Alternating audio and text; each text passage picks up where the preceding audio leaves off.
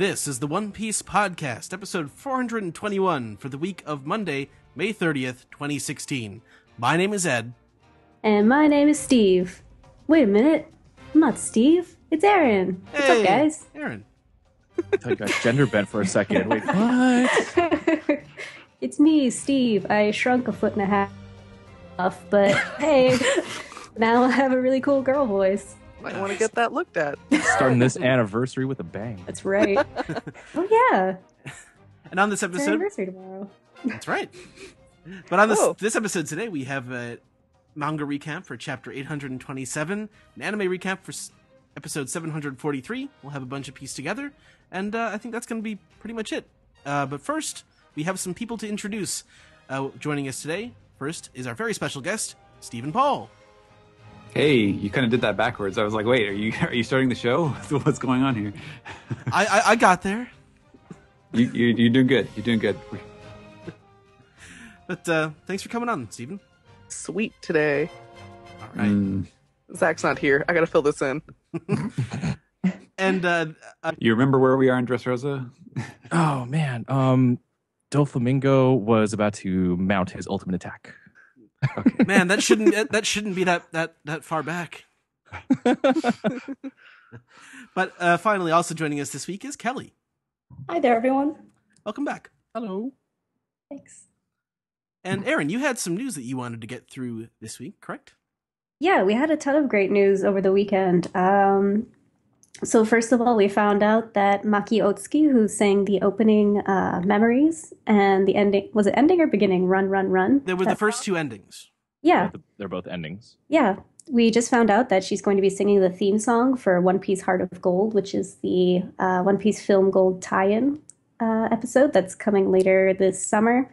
The song that she's going to sing is called Destiny. So that's pretty cool. It's been over 15 years since she's done a song for One Piece. It was actually one of the interesting things about that song in particular was right around the time I first got into One Piece. It was 2007 or 2008 maybe, and I was at this Japanese grocery store near my hometown, and the first ending song from One Piece just was playing on the PA system. Like, this is awesome. So I'm honestly, I'm not even sure which one I would prefer, if it was it's sort of in the vein of ending one or ending two, but those are actually two of my more beloved themes, ending themes. So I'm excited for this. Yeah. Ed, And but Ed, what if it's just a cover of the Neil Young song? That would be really interesting. I'd be into that. God. Well, I mean, they did get Avril Lavigne to cover that song. Which I forget every time to get to that song. I saw, was that Strong World or Zed? That was Zed. That Yeah, I Because saw Mr. that in Children theaters. did the Strong Yeah. World one. And I was the only foreigner in this theater of Japanese young women going to see this One Piece movie. And I'm just cracking up at the end. It was great. But yeah, speaking of One Piece Film Gold, we also got an announcement about 5 new characters. They look like they're all side characters, and they're all voiced by model/actors who are in various magazines. All right. So that's pretty cool. We also found out that the One Piece dub on Toonami has moved to a new time slot. It's on at 2 a.m. starting on June 5th. So if you watch the dub, please do. Normally changing time slots isn't a good sign for a show, but I think this is a good sign because it can only be better than anything can be better than 2:30. Yeah, yeah. I mean, I'm really old, so I'm not up at 2 a.m. anyway, but I think it's a good thing for people who watch the dub. That's what you follow Sai on Twitter for, right? That's right. Yeah, so in other news, we also have a new character song CD. It's going to be out on July 20th. It's called the One Piece Character Song Best Festival, in quotation marks, which I don't really know what that means. But there's going to be 51 songs, all character songs Wait. from 2003. What? Oh, this is a compilation. I thought 51 new songs. My God. No. They're old songs from 2003 to 2013. So yeah, if you're really into character songs, definitely keep an eye out for that. It's going to be on Amazon.jp, so definitely be able to get your hands on it. We also have 2 interviews from OnePiece.com with voice actors from One Piece anime, Kappa Yamaguchi, who does Usopp, and Kazuki Yao, who does Frankie and Bon and Django. So they're doing these special interviews for One Piece Film Gold, and it's really cool. They're just talking about like, their characters and sort of what they're looking forward to in the movie. And you should definitely give them a read. And a big shout out to Allison, who translated them all for us. And they're super long and super good. So definitely check those out. Thank you, Allison. Yeah. And last but not least, we actually have something from Kelly. She did this cool article about the Mega Hobby Spring Expo. Do you want to talk about that, Kelly? Sure. So that wrapped up on May 28th, and there were a ton of new One Piece figures that were on display. A few reissues, but about 4 new variable action heroes, which are the really posable ones. We've got a Sanji, a Robin, and a Rob Lucci that are going to come out later on in the year, and a black and white version of the existing Chopper.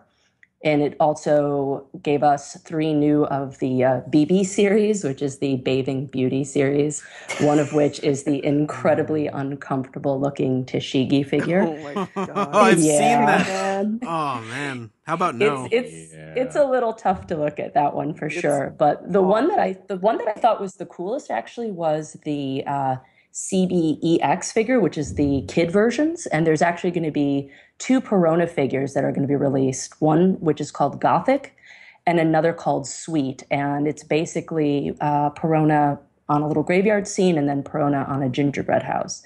And I think it's neat that they're actually doing 2 versions of that particular figure. Yeah, I saw those. They're super cute. They did a really good job with the models there. Yeah, they look really different from the other ones in the series too, so I like them a lot. Any word if one of those is a variant or a lower print run, or are they both going to be released equally?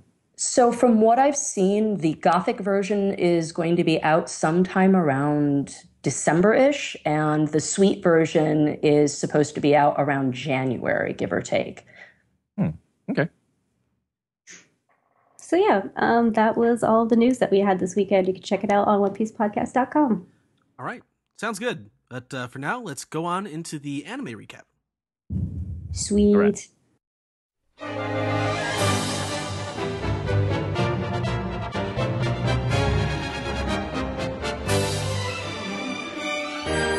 This is the anime recap for episode 743, Men's Pride, Luffy vs. Fujitora, head-to-head.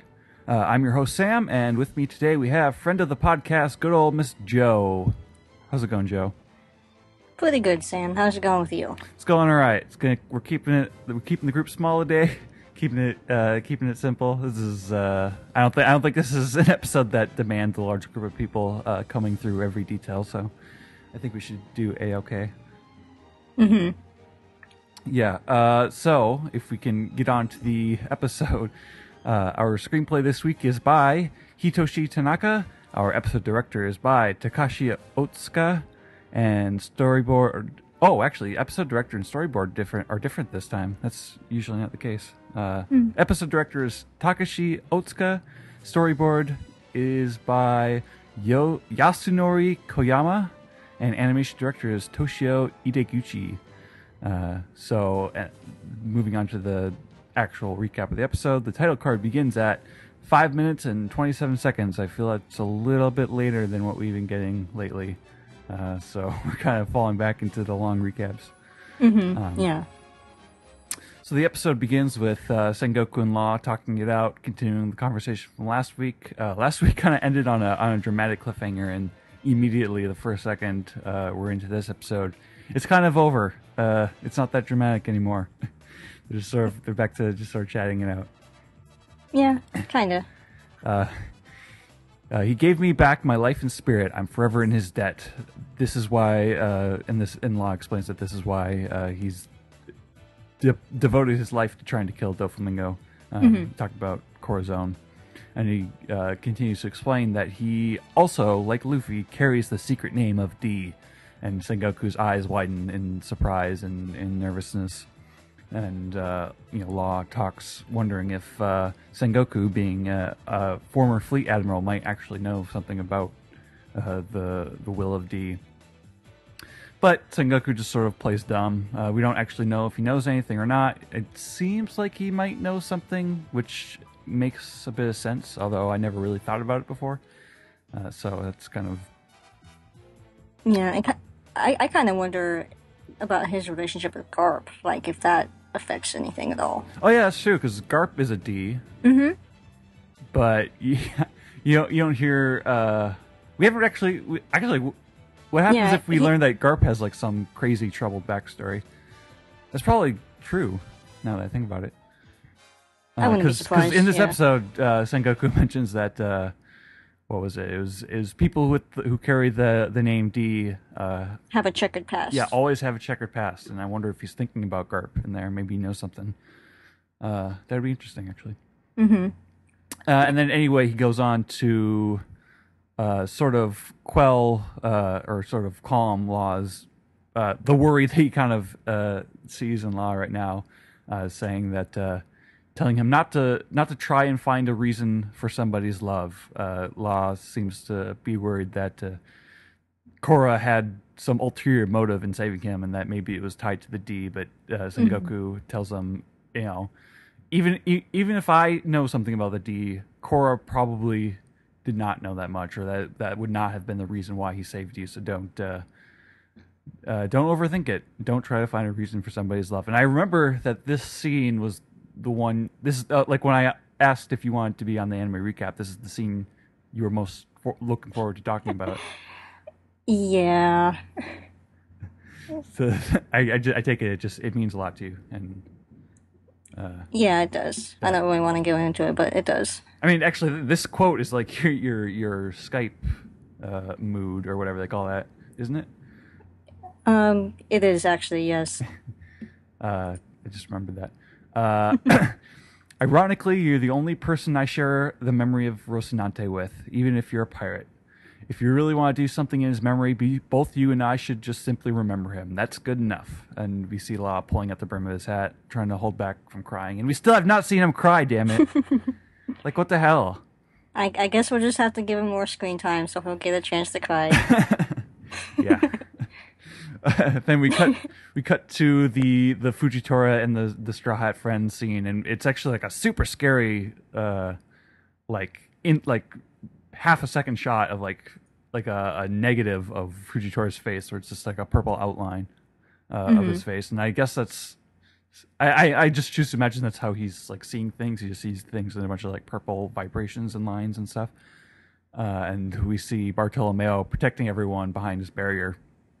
And Fujitora mentions that the barrier looks tough and it's going to be hard to get through. And then he basically just goes Super Saiyan. Like it's straight up a Super Saiyan sound effect. And like I know Toei reuses a lot of sound effects from Dragon Ball Z, but it's rare that you hear like such blatant ones like that one. It's literally just the Super Saiyan sound effect. Oh, that's funny. I hadn't noticed. Yeah, and so like the ground begins shaking, and the rubble begins to rise, and the citizens of Dressrosa are freaking out. And you see Gyat's commentating, like he has to commentate everything. Fujitora is just like, I guess nobody's using all this. It's left over from the awful fight those awful pirates had, and you see the Straw Hat allies. Basically, I can't remember who was saying it. It was like Sai or Haruden or something. They're like, your Barto, your barrier's just not big enough. It can't cover enough space for this attack. And Bartolomeo's just like, oh, come on, guys, it's not fair. We see Kiros and Rebecca watching the rubble from far away, and it's enormous. Like you really feel the sense of scale when it's pulled back that much. And you just see the episode just sort of goes around getting everyone's reactions to everything. So that's part of how it buys a lot of time. We see Tsuru and Bastille talking over the Denden Mushi, and they decide that, I don't think Fujitora needs any more reinforcements. Everyone should just sort of pack up now. Yeah, let's just back away. Yeah, and then we see the debris sort of gathering up in the sky, and it's actually like this like CGI bubble of just CGI ball of rubble, sort of bunching up, and you see the moving parts. It reminds me a lot of like. It seems like every Pokemon movie has that scene where there's just like a weird CGI insert. That's sort of what it felt like.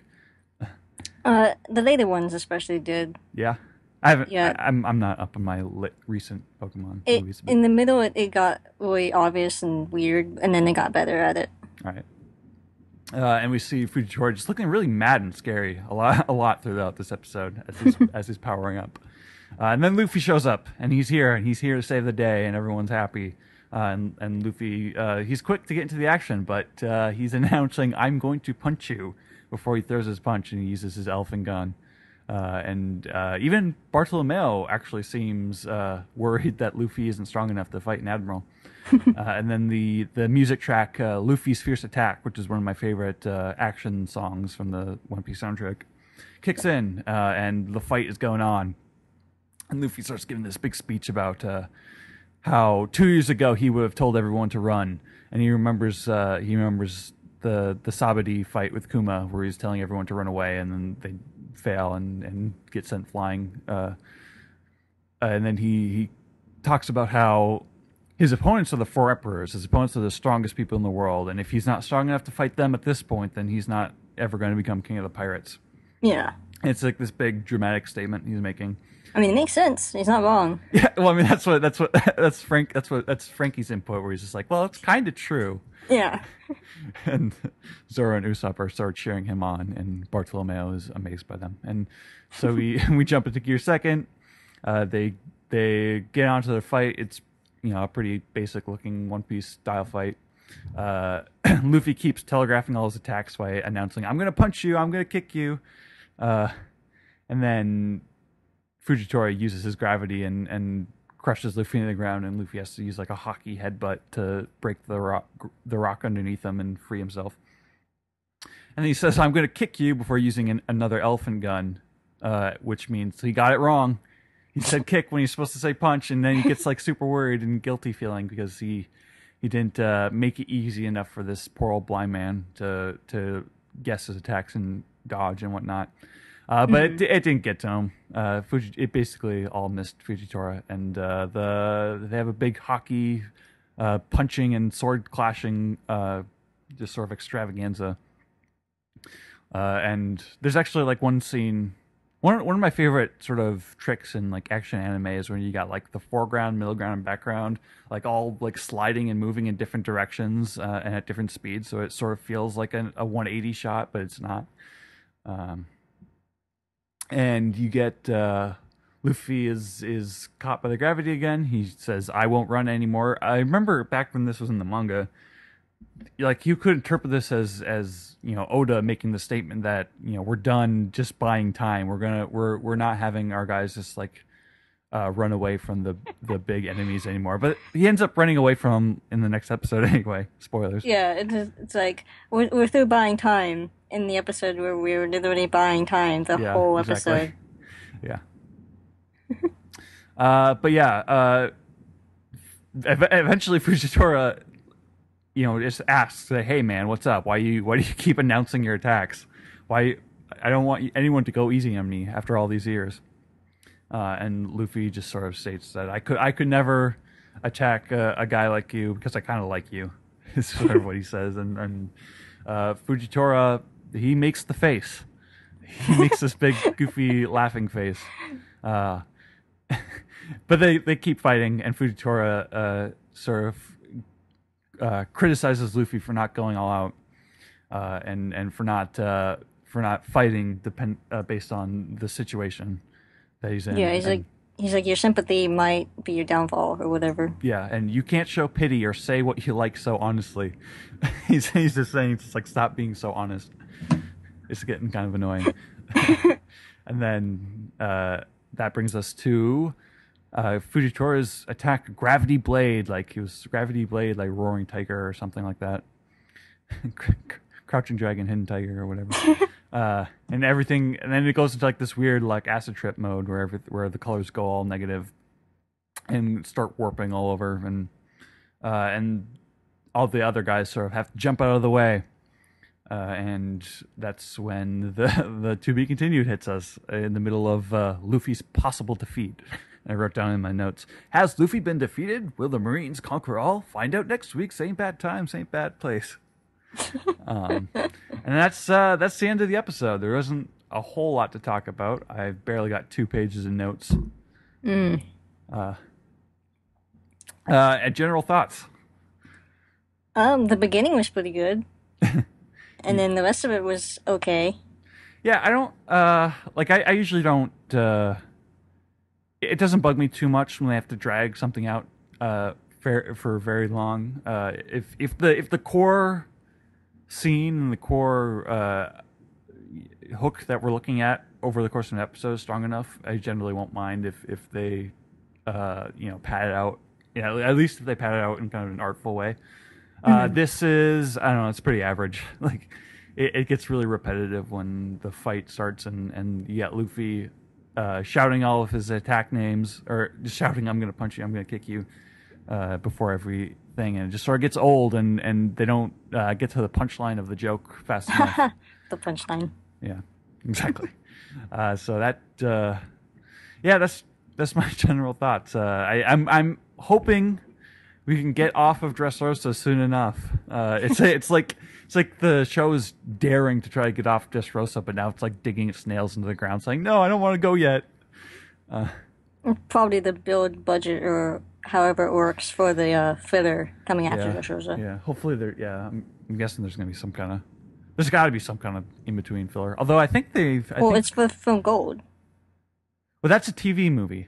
Oh, I thought it was going to be between. No, because we really need filler, and like actually, I would totally do a filler with this half the Straw Hats and like the Bartow Club getting lost in some island for a couple episodes, on their way to Zoe. Well, yeah, I mean, like that's kind of what I thought. Like, no spoilers, but it's like something happens between them getting to Zoe. So like if they could do that between Punk Hazard and Dressrosa, I think they could do it here. Although I think we're kind of. We must never speak of that. I think we're kind of ready for the Straw Hats to be a whole group again. And I think there was one of the animators was showing some production work of Zoe pretty far ahead. So hopefully that means they're getting some really nice looking episodes for Zoe. Mm-hmm. But yeah, that's mostly gonna do it for this week. Thanks for coming on, Joe. Yeah, no problem. All right, and then we can move on with the next segment of the podcast, whatever Ed and Aaron have for us. So, see you later, guys. See you. Well, I wish the candy machine wasn't so picky about taking beat-up dollar bills. Because a lot of workers really like candy. We understand, Homer. After all, we are from the land of chocolate. The land of chocolate.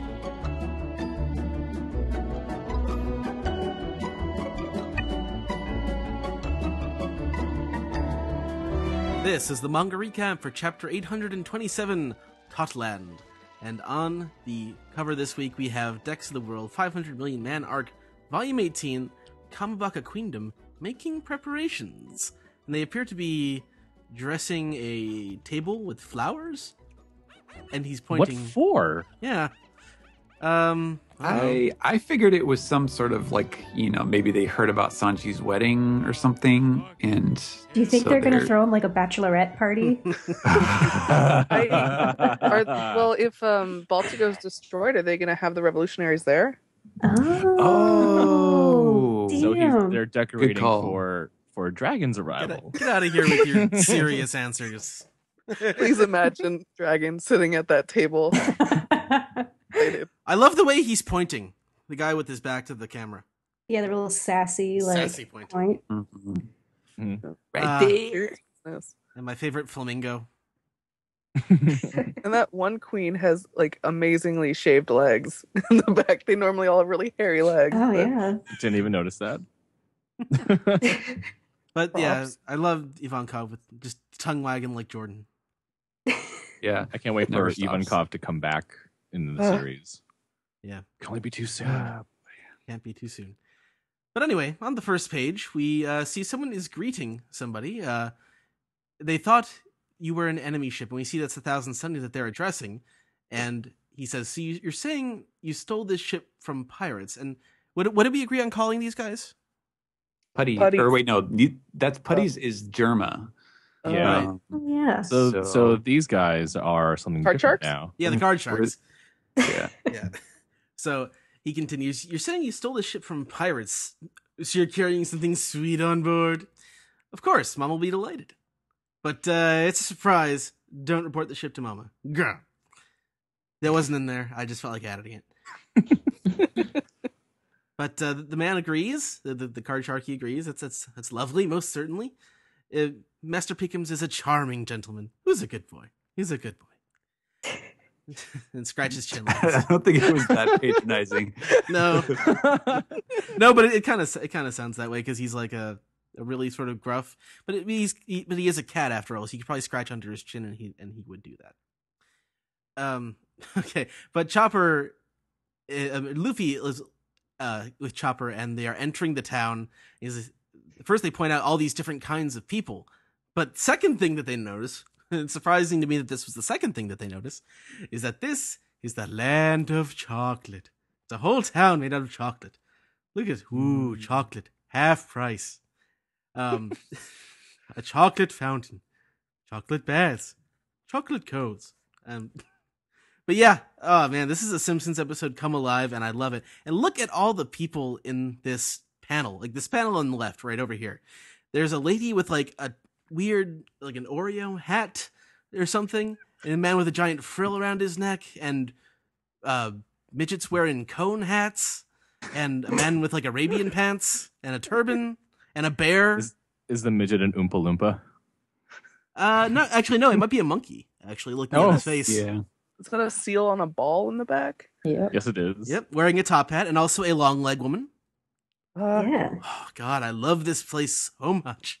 The woman on the right, it's like her dress is like a pudding. Oh yeah. That's a good point. Or like yeah, like a jelly thing. Yeah. Yeah, Jelly dress.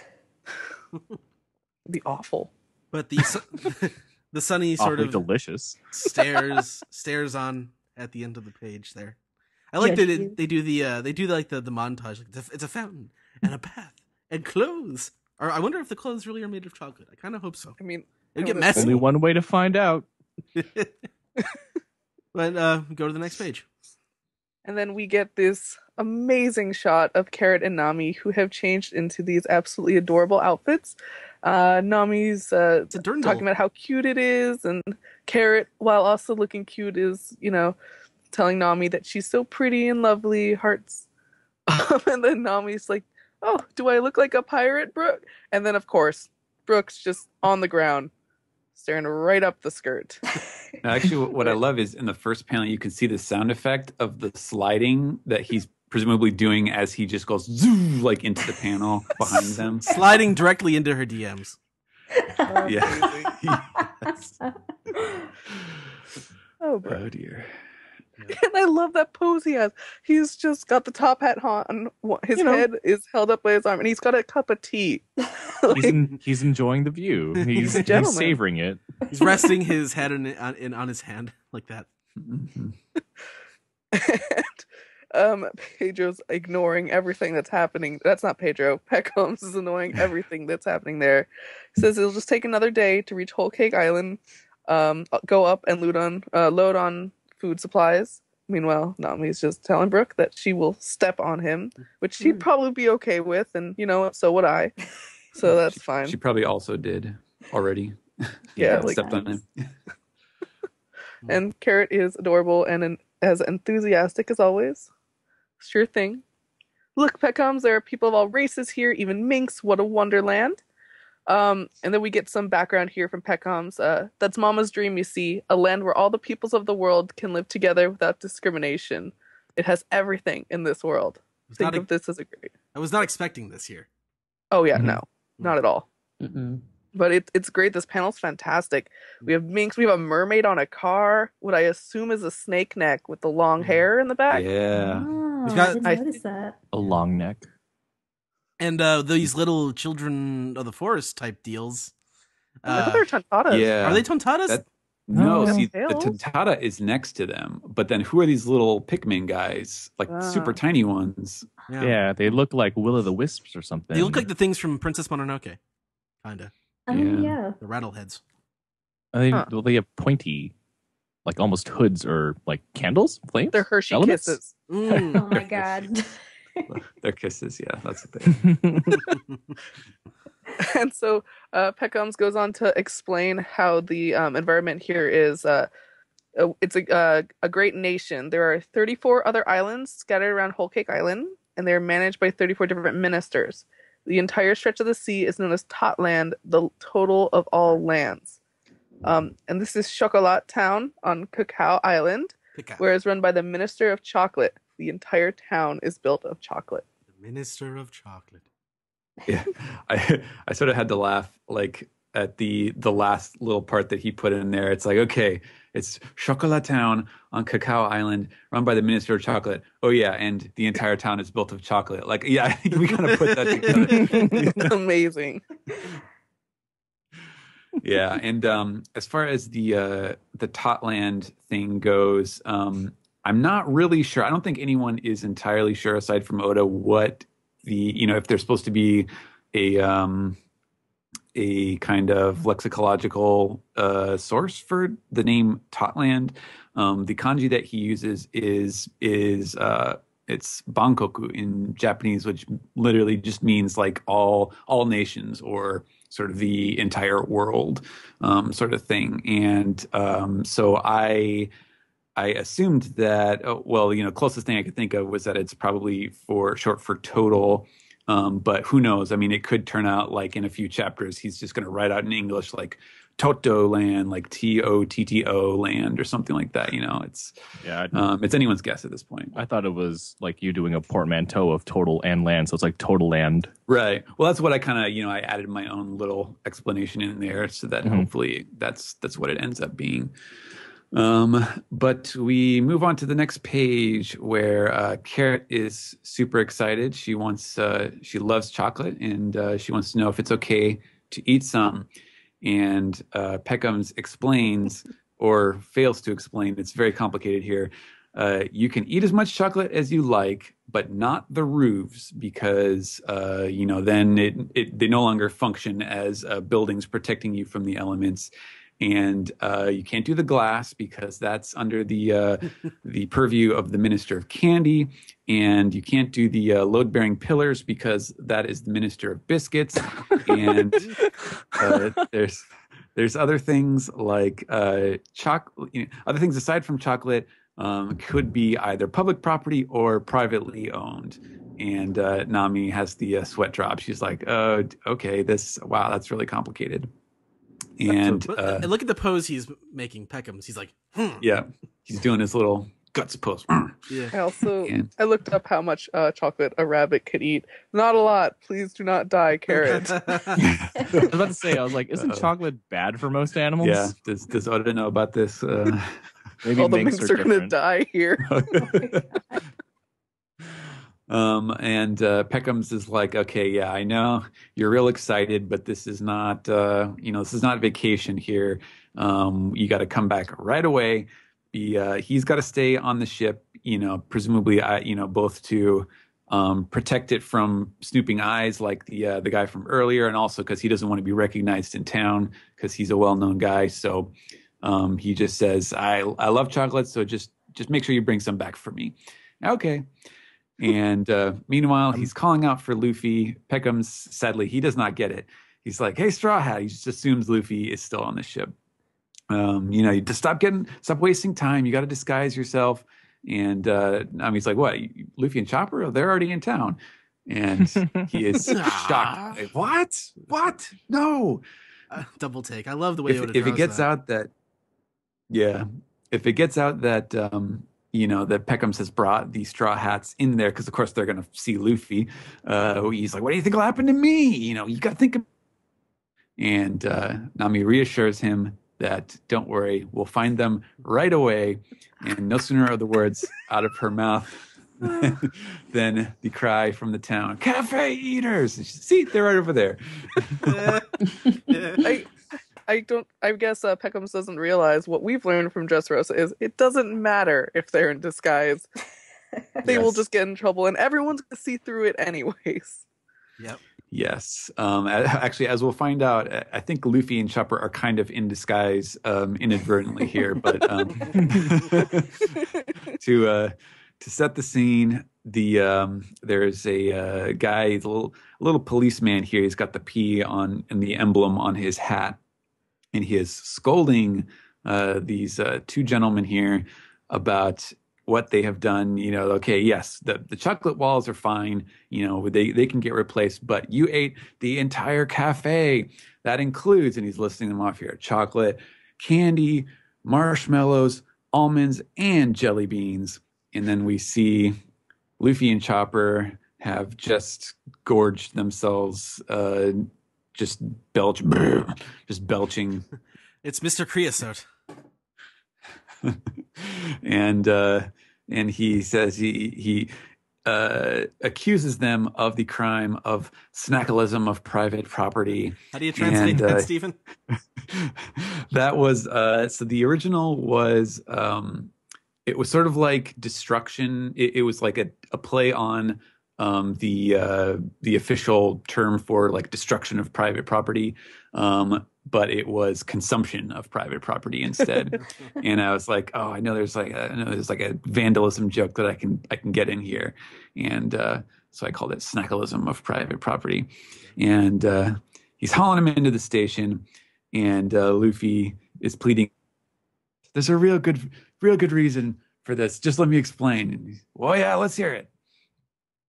And that reason is it was too good to stop. Oh, it looked like they have gone through the dessert line at the buffet one too many times, and only the dessert line in this case. Yeah. Of course, the police officer's so pissed, like, that does it. You idiots are coming with me. You're all under arrest. And the crowd is going, oh, wait, no, that's not the crowd. That is Pedro going, oh, no, Luffy's going to get arrested. While Brook is trying to tell Pedro to stop and not cause a ruckus. And what is this? Someone comes flying in on a magic carpet saying, wait, Mr. Choco Police. And it looks, look at the carpet just singing, carpet, carpet. And the Choco Police realizes the owner of the cafe. Look what happened to your business, madam. This is a grave crime. And Brook is going, well, first Luffy is amazed that there's a flying carpet right there with two full. I'm wishing that there were more like B words in Luffy and Chopper's dogs. We get the B word fat going on. It's a flying carpet, we get the reveal of the owner, who she's actually angry at not Luffy and Chopper, not because that they ate her business, but that there's leftovers there. It's like, look how much you left. You didn't keep your word to me. Honestly. And we see the names of, at least not her yet, but we see the names of the things that are around her. She is the owner of the Cafe Caramel. Caramel, potato, whatever. There's Nitro the Jelly, who is resting on her shoulder. Looks like a brain slug type thing with a fedora. Milady. And oh God. And Rabian the Carpet, who has now become my favorite character of this arc right there. Well, he is Arabian. Yes, he is. Exactly. With that creepy smile on his face. I don't know how a carpet can fly, but it's Otis science, so we'll go with it. So the Choco policeman is kind of confused. Not as confused as Luffy and Chopper, who are going, do we know her? No, who is that? What the hell is that on her shoulder too? I don't know. And the owner keeps talking about, basically she is very happy with how all the food and stuff came out for her cafe. The harmony of the jam, the biscuit, and chocolate. And she basically is so proud of how that was, calling it a masterpiece. And then she just stuffs the rest of it down Luffy and Chopper's mouths, making sure to eat all of it up. Is it good? Is it good? Yeah. Do you think it's good? Do you think it's good? Oh, she looks so cute, though. You can't deny her. She does. 100% not hiding a third eye. Yeah, totally. Totally normal here. She's just third eye blind right now. It's okay. Oh, gosh. So then Luffy and Chopper flop over, going, yum! And they're just completely spherical at this point. And this unnamed woman turns around to look at the Choco Police, who are saying, pardon me, ma'am, I didn't realize they were dismantling expired products. So I guess this is something that frequently happens on Whole Cake Island, is people come and eat the buildings and they build new ones. She explains that she hired them to do it, and the police officer scolds them very jovially that they've got to follow the code, and there needs to be a sign up when they're working, and that there's still customers inside. So, you know. You didn't eat the customers, did you? We don't know yet. Maybe the customers' clothes? They said the clothes are edible. Oh, Yeah. no. Oh God. So the police officers decide to leave them to it, and the lady says thank you and apologizes to everybody for the disturbance. But everybody's, you know, they're pretty chill with it. They're like, haha, it wasn't a crime after all, and they kind of go on their merry way. Especially the four-armed man. Yeah. Okay. Whoa! Move along, What's folks. happening Nothing here? to see. Nothing to see here. Wait, so there's Maybe like a he's- four-arm tribe? I guess. Why not? Oh, I like- sick. He's right Well, there. if this is Alice in Wonderland theme, he's smoking. Clearly, we found our Oh. caterpillar. The He caterpillar. has to speak in Alan Rickman's voice. Oh, too soon, man. Too soon. So it wasn't a crime after all, Mr. Potter. Just talk like you just drank a bunch of milk. That's how you sound like Alan Rickman. Okay. Okay. So the police officer turns to this woman. He says, while I have the chance, might I add, congratulations on your marriage, Lady Pudding. And says not to tire herself out because the wedding is so near and that they all just want her to be happy. And Pudding blushes totally red. And she's like, thank you, with a little heart. Oh, Look at how smug Nitro is down there. I swear to Nitro, you God. piece of shit.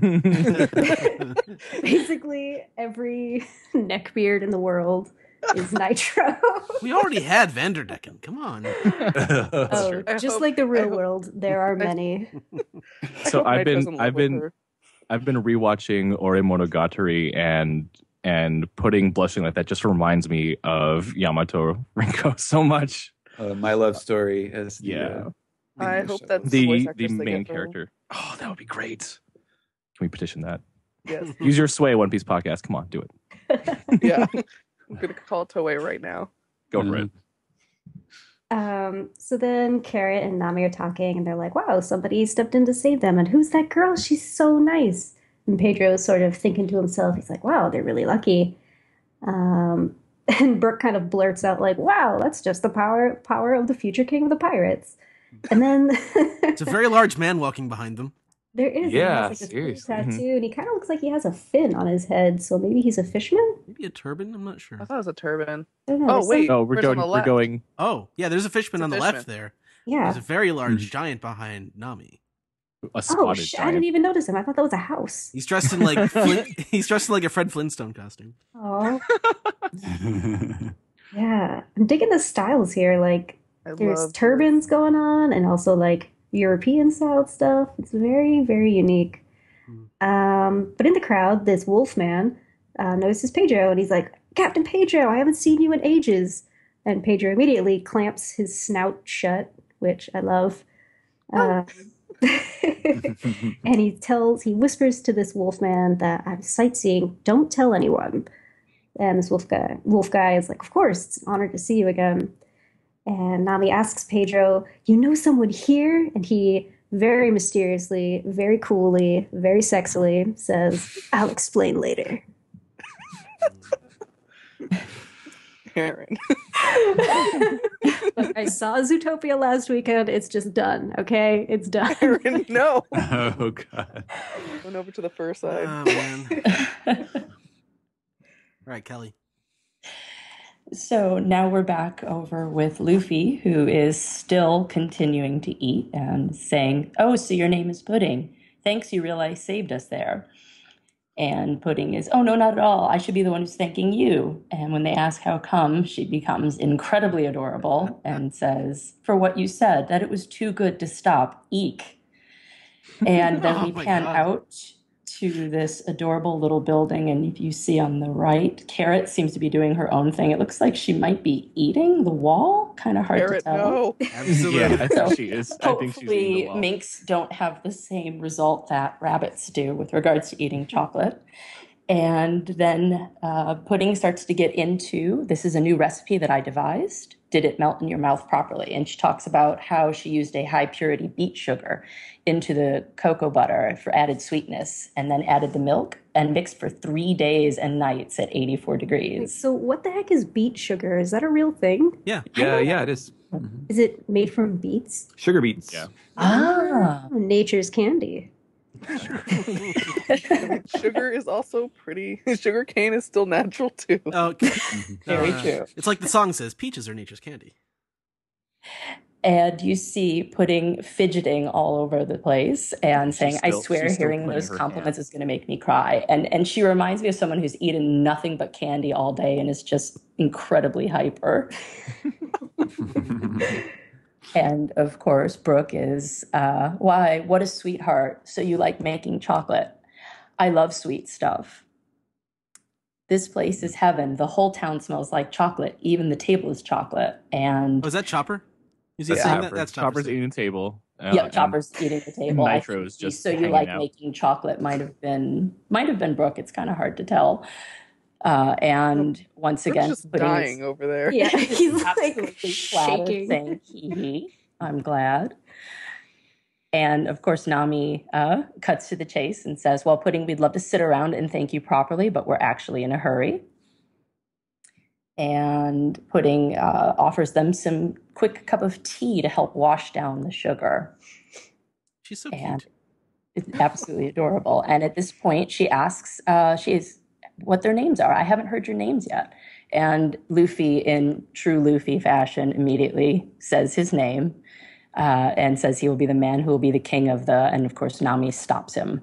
So based on Pudding's face, I think she probably knows who that is. What's that? You're Lucy? I've heard of you. Yep. I didn't realize it the first time, but I love that Luffy and Chopper are now in disguise, aka they're just wearing turbans on top of their hats. Yep. Hats on That's hats. subtle. Well, Luffy's also wearing a completely different shirt. Yeah. Oh. Yeah, he I is. feel like a little embroidered Yeah, he deal. has like there's like a Mandarin collar on it, and it's a lighter color. At least I'm thinking it's a lighter color than his normal red shirt, which is usually inked in dark. Maybe he got it from Sai, or from Don Shinjao's group, the Haposui. That's possible. Maybe. But on the next page, we start on Whole Cake Island, and it's starting. This is I thought this was Be Prepared from The Lion King, but based on the Talking Bureau, it's probably Beauty and the Beast. How many more days until the tea party? 3 days, say the flowers. I see, and the German boy, he's here, Mama, say the fixtures. It's a wedding. How about the cake, the wedding cake? Wedding cake. How's the design? Just fine. And the budget? Extravagant. The ingredients? Only the finest through murder and theft. There are people dead. Like, there's a burger and a baby bassinet and a doorway and a shirt that is just animated and walking around. It's flying. It's there. They got the eggs by killing, and flour and fruit also by killing. There's a it looks like a woman with a very wide-brimmed hat and a man with a stovepipe hat, and I'm not sure if it's a man or woman riding like a flamingo or something, or a pelican maybe. Looks like an emu. Ibis. Yes. A crane. Ibis, Yes, yeah. a crane. I think it's a crane. But man, they got that fruit. That fruit is huge. There's some Easter dead Those eggs. giant eggs are huge too. My God. The taste, they'll guarantee it as they wave their knives around and they let us all eat a tasty cake, the sweetest deal to make, the tea party from hell. Oh man. I'm a That little sun, sad look at the that sun. he's gonna pour 2 scoops of raisins into your cereal, and kill you. 2 scoops of death. I'm actually a little sad because that girl who got the eggs is a swords wielder. So it's like, oh, Zoro's not there. Oh well, Brooke's there. Man. Brooke's there. Yeah, And Pedro as So- well. I love how swishy Big Mom actually is. She seems very light on her feet, actually. Yeah, I'm Just impressed. spinning around. Yeah, man. Yeah, just all the detail on this stuff is great. I was talking with Greg, and we were both reminded specifically what the burger. We were reminded of the back in like the 80s when McDonald's playpen, like playground areas were just anything goes. Yeah. They had Mayor- those Mayor McCheese? officer. Mayor McCheese. Yeah. Mayor McCheese. No, it was the officer burger. They had these little like things you would walk in. It was like an officer with the burger, and the burger, two halves of the burger were held apart like a mouth, and then you could crawl around on the inside in between the two. So Oh my you were like God. inside the I burger's remember those. That thing was terrifying. Yeah. McDonald's, you're the burger. I thought Grimace was scary enough. Well, Jesus, Grimace is guys. also on this page. Look, he's above the burger guy. There's a Grimace. Oh my god. No, that's a smile. Come on. And there's also the cousin of the talking tree from Thriller Bark. Yeah. Yeah. But I That's guess where Moria gets the idea. so. I wonder then, And a broomstick. do you suppose these guys who are acquiring the ingredients, do you suppose that they are just like random mooks of mamas, or do you think these are going to be like the officers, like these are They going to be the wouldn't- bad guys that we come to know? I don't think I they'd think conceal. he's I don't think they'd conceal their identities like this if he wasn't going. If they weren't going Yeah. to be. Yeah. I'm just really hoping that this lady with the huge hat and the sword is real and like Yeah. person that I can get into because Oh, she I'm already looks way awesome. into. It's such a cool design. Oh, it's so cool. It's like Vampire Hunter D, but a lady. The guy in the middle looks like he's a long arm because I don't Yep. think that would Oh, yeah. Also, I like that it's literally a stovepipe hat. And do you think the one riding on the crane might be a mink? I can't tell. Yeah. If you look at the nose, Yeah. it kind of looks like it. Oh, I hope yeah. it's another animal that's eating a devil fruit because those are always fun. Mm. Or an object that's eating an animal devil fruit. Who knows? I Right. assume that these are all the other islands around Whole Cake then. And I'm assuming they're all maybe food themed? Well, no, they wouldn't need to kill people if these were their Yeah. islands. Or would Yeah. Yeah. They've been sent far afield to faraway places for this is important wedding feast stuff. Only the best. But regardless of whether or not the people who have it want to give it to us. Mm-hmm. But that's not. This isn't even the last page. Yes, and then we turn the last page, and so for this page, I kind of wrote the dialogue in sort of like I don't know, like the Nightmare Before Christmas type rhythm. Like I just imagine all these horrifying, gremlin voices for all these things. And they're sort of chanting and singing, "Is it strawberry jam or someone's blood? Either one is fine. If you're invited, you have to come. A demonic sacrifice for our sweet pastime. This is our beloved land of dreams." And it's a country where all peoples come together. It's Toddland. And yes, you get the full view of everything: tree, flower, Mountain. house, mountain. And Grimace. yeah, they're all Grimace.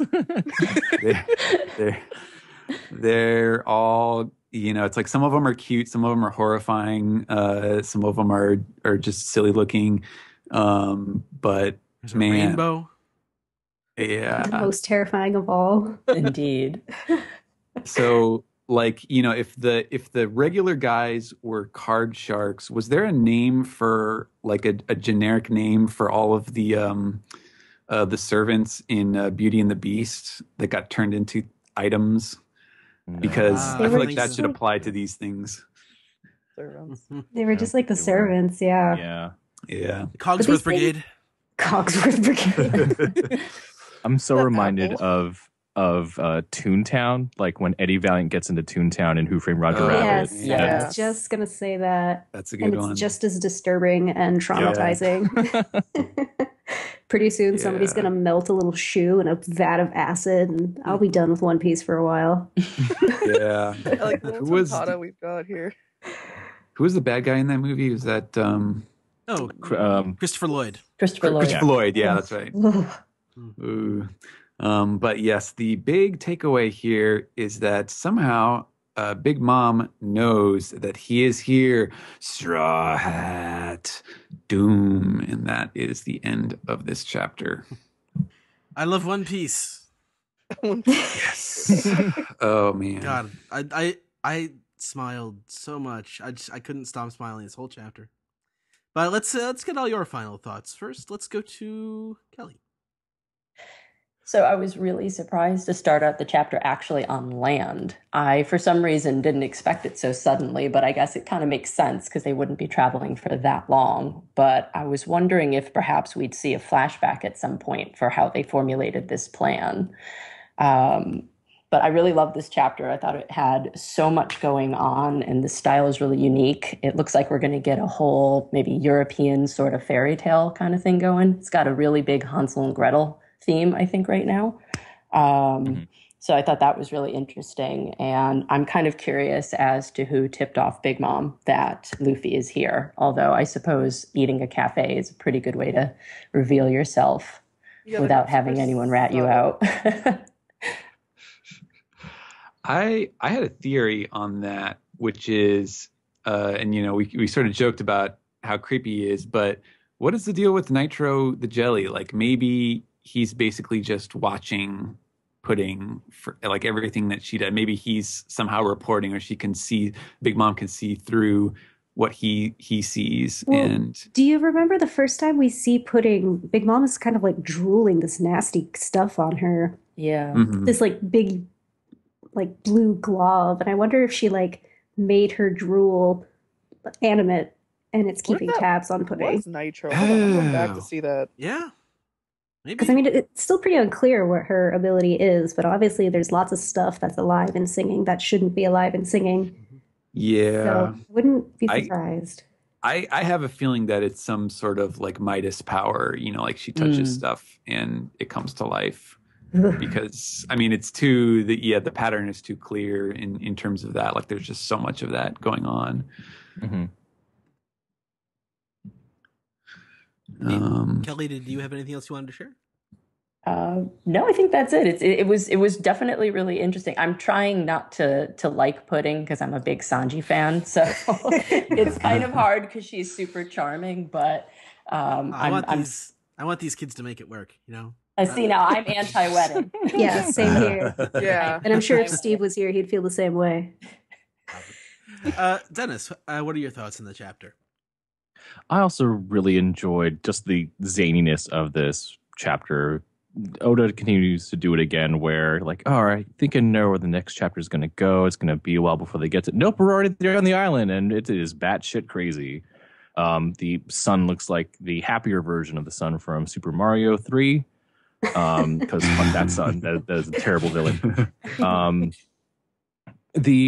The inanimate objects coming to life, everything having a face and stuff. It's like someone took Moria's shadow powers and made it 10 times more potent. That's what I was thinking. That's what I was thinking about. Yeah, so that explanation about maybe Big Mom's powers, like, oh, I didn't even think about it that way. Oh, so right now, I'm trying to wrap my head around that because that's just mind-blowing right there. And yeah, I mean, it makes sense that Luffy and Chopper would make a beeline to eat something after what they suffered through, from that poison fish fiasco that happened last chapter. Chopper especially. Mm-hmm. I like how Chopper is so fat that even his arms are like chubby.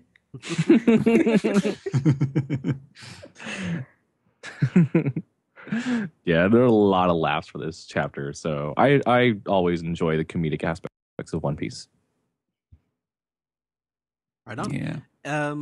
Let's get some thoughts from Jill. Yeah, so kind of was blindsided by this. Definitely didn't know. I don't know what I was expecting, but it wasn't a land where like free of like discrimination, where it's all these different kinds of races and stuff, which I think is Oda's element. He has the most fun drawing crazy scenes when he can just kind of go ham with the character designs. Like you could tell he had fun with the toys in Dressrosa and the characters in Fishman Island and stuff. And I think with all the different races here, he's gonna really be able to do a lot. And I am pro Pudding but anti wedding, because she's adorable, and I could hope they're friends, but also no. Is that a realistic stance? Come on, she is the perfect dessert chef to his chef. She completes his meal. That's suspicious, though. That's so suspicious. Exactly. It's too good. It's too good, and not only I can't see Sanji in a relationship with a woman unless he gets some weird character adjustment, because I cannot deal with him just fawning over them constantly. Like, come on, Sanji. I'd be so down with you getting with her otherwise. I mean, nobody says there has to be a commitment, you know? Yeah. Also, it's so hard to get a read on Big Mom, because, like, on one hand, land free of discrimination. Everyone seems happy. I mean, Dressrosa did at first too, but like all these people seem pretty chill. And her daughter seems great. And you know what? We assume she's Lola's mother as well, and that sounds great. On the other hand, she eats people, and also this is terrifying. It's like Evangelion. All will become one with Mama. Oh no. No, we already have Reiju. Oh god, I see where we're going with this. That's horrifying. Yeah, it was just a super fun chapter. I love putting Nami and Carrot look adorable. I'm really digging Oda's new fashion sense that's happening here. Also, Pudding's boobs are not enormous. Well, relatively to One Piece. And she's wearing pants. She's wearing pants on a girl. They're like gauchos too. I know. Yeah, they're super great. Cute. So cute. Yeah. I like to think that Nitro's keeping an eye on Pudding, making sure she doesn't do a runner or something. Pull a Julia Roberts. Yeah. So yeah, super cute stuff so far. I'm really excited for this arc. Pedro has some weird backstory that's going to come up. It's great. Right on. Steven, what are your thoughts? Yeah, this great chapter. As everyone else mentioned, yeah, the humor is great. The design it's just really it has a lot of impact. Like it just immediately jumps out to you. Just how well crafted the aesthetic is that Oda is doing here. I also found it kind of interesting that Pedro had this brief moment that hints at more of a story for him, and I kind of wonder if it has something to do with this kind of tentative relation between him and Peckham's, because we know that he said he's the only one who can kind of keep an eye or keep Peckham's in check for some reason or another. I feel like that probably has something to do with this, and the fact that he called him captain. Maybe Pedro was the leader of his own band of pirates or something like that. I'm sure we'll find out. I loved everything. I guess if there's one minor gripe that I would have, it's just that there were certain aspects of it that struck me as a little bit similar to kind of the way that he presented Dressrosa, specifically with some of it has to do with the fact that with Dressrosa, he had a specific design for all the architecture and stuff, and then there was like certain buildings that he used those real life models, like those buildings in Spain that were like super kind of crazy and fairy tale looking, and I feel like he used those a lot, and then this is basically just like that taken to the entire extreme. Like this is an actual fairy tale land looking place, and there's a little bit of similarity there, and also it's the people living intermingling with the toys, and then you had the fairies, and here it's sort of like, okay, now we have everybody, so you have not only the Tentatas but all the different races, and then you have these sort of living features and all that stuff, and there's a little bit of overlap, I think, just aesthetic wise, that didn't really sour me on it, but I was just sort of like, I bet if he was able to, he would have probably preferred to space them out a few arcs further, if he could. But he's clearly knows what he's doing with this, and I'm really looking forward to where he takes just the overall look of this arc. I really want to see like the other islands, the island of Candy and the island of Biscuits and all that other stuff, because a great start to this arc for sure. Really looking forward to next chapter. Right yeah, on. I agree with you, seeming a lot like Dressrosa right at the beginning, even with them like pretending to be in disguise as they go out. Right. Yeah. Aaron, what do you think? Yeah, I definitely share Steven's sentiment about how this is so similar to Dressrosa, and it makes me nervous because I remember also being really excited for Dressrosa when I first saw it because it was like the first time in a long time in One Piece that we had seen a very populated um, island, and I thought that was really cool. But then Dressrosa just dragged on, and now we're here, a whole cake island, and it's this really super populated island with all these cool characters and stuff. But then it's like 34 surrounding islands, and that set off like a little like red flag for me because I'm very concerned that it's going to be like, oh no, everybody's on a different island. Now we're going to have to get back together, and that's going to take 100 chapters.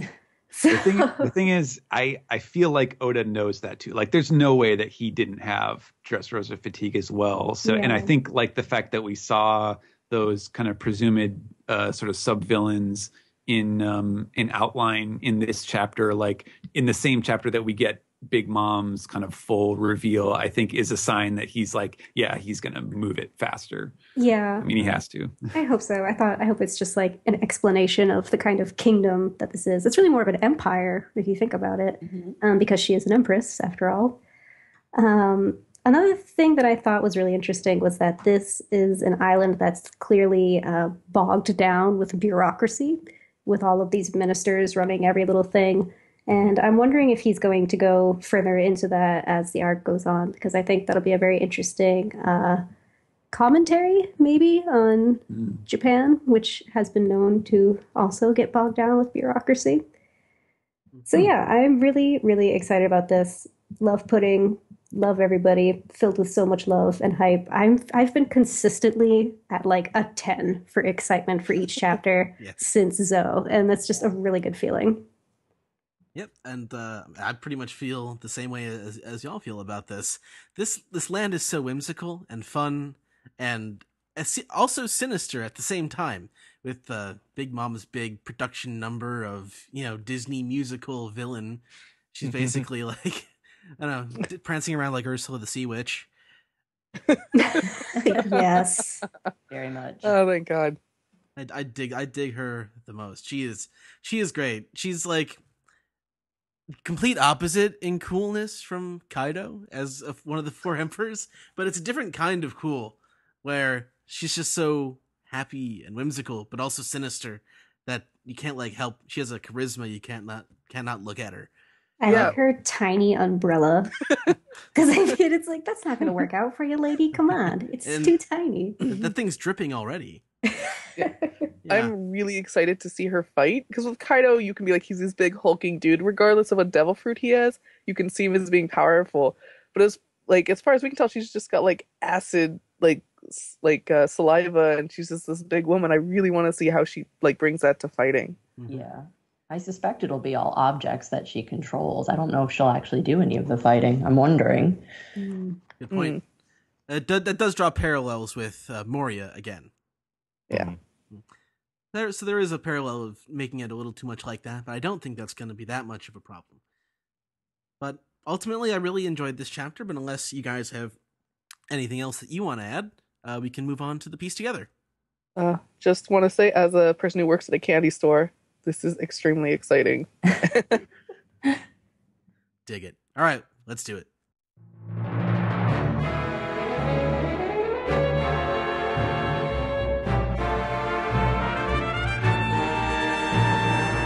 This is the Piece Together segment where we take your questions, comments, theories, and cover them in chocolate and eat them. So we start off with Reddit. Starting off with Reddit this week, and since Steven had to depart for a barbecue, Jill is taking charge of Reddit this week. All right. Hello, everyone. So our first question from Reddit is Black Northwind, and they ask, do you think the Straw Hats still have Rayleigh's Beaver card with them? Oh, yeah. Yes. Don't see why not. Indeed. Also, Jill, I have to compliment you on your like superb Maine accent for a moment there. Black Northwind. Oh, I put North because that's how it's spelled. Oh, I thought it was Black Northwind. Nope. There's no R. Now I look stupid. Yeah. Yeah.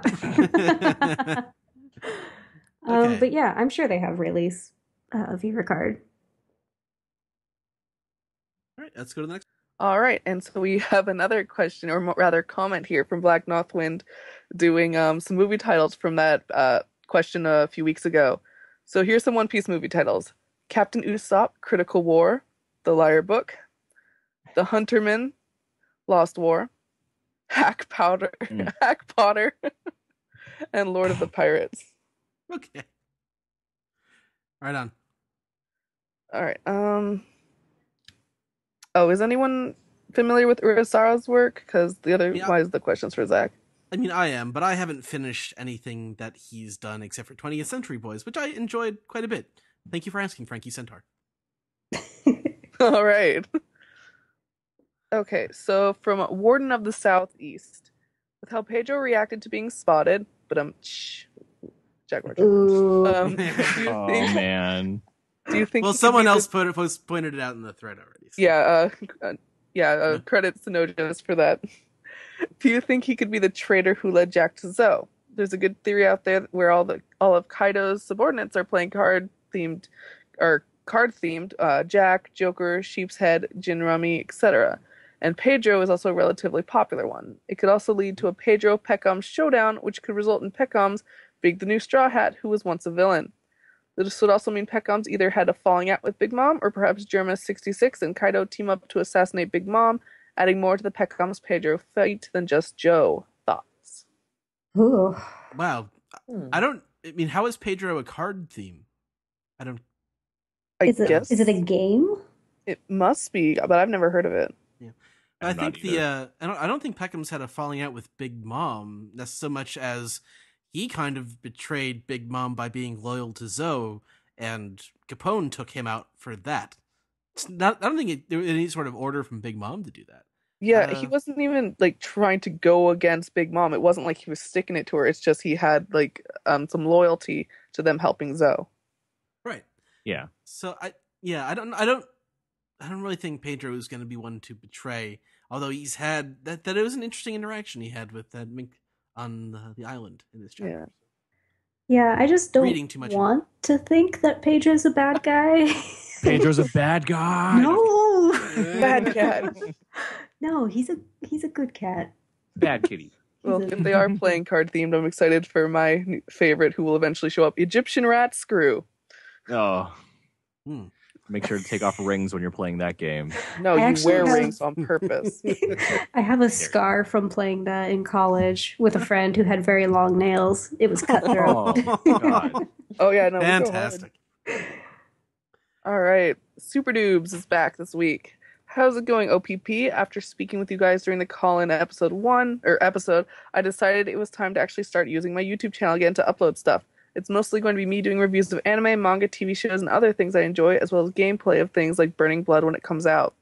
I was wondering if there's any advice you'd like to give someone who's about to start putting their opinion out there on the internet for the first time in an open manner on a platform like YouTube. I've already got a Blue Yeti, so sound quality of my voice shouldn't be an issue, unless I really mess things up in Audacity. Finally, I want to say that I felt kind of bad about picking on Zach when I called in. I was in the moment and may have overstepped a little. No. As a regular listener, it can feel like I know you all when I don't, so I just want to apologize for that.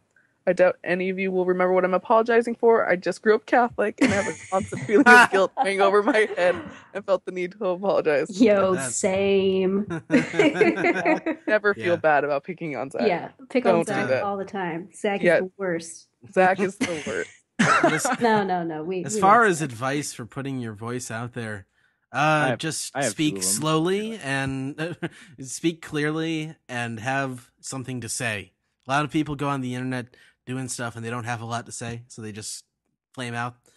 Just have something to say. And I have two things too. Well, actually, they're both kind of related. Don't worry about the comments, whether it is lack of or a bunch of hate on it.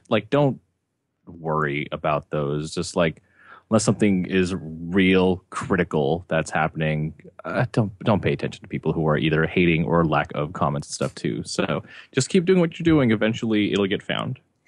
I think the best mean comment somebody's written about me so far was, "Can she even swim?" I don't know the context, but I'd like to say that yes, I can swim. From Maine, it's required, right? That's right. It's how we get to school every day. Amazing. All right. So from Gladius Wing Zero. Hi guys. So it's quite likely that Funimation will be dubbing Film Gold based on how they handled the Film Z dub. So do you guys have any idea if it's possible to dub the Heart of Gold tie-in? I know that Funny doesn't dub specials and the early movies for some reason, but would that be possible? We know that's something that they're looking at doing, but I don't know if they see value in a physical release of TV specials like that, because that's the only way that they would really do a dub for it, is if they were going to do a physical release for it. So trying to get them to do one would get the other. The only way I could think of it would be if, for some reason, Toei decides to include that as a limited collector's edition for a Blu-ray release or something. Then if it's included on the physical disc, Funimation might do that too. But they don't really tend to do those things. Nope, they don't. All right. So from Valentine Menace. Hey OPP, love your work. Have to give thanks to Rogers Base for informing me of you. 2 questions. With Big Mom's reveal this chapter, and a look at her ability, what do you think of the theory that her fruit runs similar to Moria, but can influence inanimate objects? Second question, go ahead. Yes. Yes. Yeah. Listen to the manga recap. Yeah. Second question, as I'm expecting my firstborn in December, congratulations, in what age is a good time to introduce a child to One Piece? Would love to hear your thoughts. Thanks in advance. Oh, man. What's the actual rating for TV? Is it PG-13? I think it's like Y. Oh, yeah, maybe. It wouldn't be Y7. No, it's my advice. Is it PG? TV PG? I think TV PG. I mean, when I taught in Japan, my elementary school kids as young as 8 were definitely into One Piece. Isn't like 8 to 14 the demographic for it? I think it's more like 14 to 18, like middle school to high school kids, but younger kids definitely get into it. And I think there's definitely like parts, like the earlier parts of the manga might be really good to show to a small child. They're not so violent or complicated, and they're so fun and colorful that I think kids would really enjoy it. Have One Piece playing during the birth and then just continue from there. Eventually they'll get caught up. If you ever have kids, I can see you like putting your microphones on your belly so that the kids can get it like in vitro. Gotta go. Dreaming. Right. 8. All right, from Fanime YT, I think, or F Anime YT, I don't know. I meant to ask this when we had the chapter that first showed Yanji at the end, but do you think that Oda changed the way that Sanji's eyebrows curled after the time skip to avoid confusion with the other Vinsnooks? And he sent us a picture for comparison. They both just curled the opposite way. Does he mean the shape? I'm not entirely sure what he means. Like, I would imagine Oda came up with Sanji's design first and then decided to change, to mix it up with Yonji instead. Right. Yeah. Seems plausible. All right. I guess we'll have to wait to see the other Vinsmokes and kind of see how they work. Right. Let's go to the next one. All right. From SD Custer. Hey OPP, quick question. Does anyone know what's up with the Tea Party timeline? At the end of Fishman Island, Baron Tamago said 4 days. In this recent chapter, it was said that it is 3 days from the current time. I know Dressrosa was a long day, but I feel like I remember reading that they rested for some time in a chapter following Doflamingo's defeat. Or did Punk Hazard, Dressrosa, and Zoe really all happen in a day and a half? Well then, SD Custer, I pose a question to you. Do you think that Big Mom is the kind of person who only has one tea party? Good point. I was also going to say, because of the candy situation on Fishman Island, didn't the tea party get delayed because of that? So this might be the makeup date for the tea party. If it only happened to be one. But I also agree with Ed that, like, Big Mom probably throws a tea party every week. I mean, if, in England they do a tea time every day, so special could wedding this time's tea party. Yeah. Yeah. Melody0611 asked, do you guys think that the snail ship is artificially bred? I think it's no particular reason why, but what if it's a ship that ate the snail fruit? Hey, oh my god, please. I don't think it would sail. Oh, wait. Damn it. Immediate regret on that answer. Why not? And pop that bubble. Sorry. No, you could put a mast into the snail shell. That's how ships work, right? But like, But wouldn't the it salt would. water Oh my god. mess it up? No, well, they could put him on like a little like boat thing on the bottom. So he's Don't got a crush raft my on So it. he's dreams. not even a ship that's sailing. It's Yeah, just it's a, just a ship that ate snail. the snail that's on another ship that is sailing. Don't Okay. crush my dreams of In ship snail soon. ship. I mean, it'd be interesting if the Vinsmokes were just like really good at breeding Den Mushis and making them really big. I don't know. Maybe got the snail farm up the state. Yeah, because transponder snails are part technology, and it seems that the Vinsmokes are all about that tech. So Yeah. It'd be interesting. All right, from Cavendish Sama. We have seen some pretty evil things in One Piece, but nothing like Big Mom's evil plan unleashing a diabetes epidemic. Yes. Diabetes. Well, Carrot's gonna die this chapter, so But R.I.P. Minx. it's Will Big Mumley. Oh god. Oh, jeez. That's All what right, happens when Zach's not here. God. 1234 NTAC says, "Hey OPP, I've been listening to all of you since the time skip in the manga. Absolutely love you guys. Aw, thanks.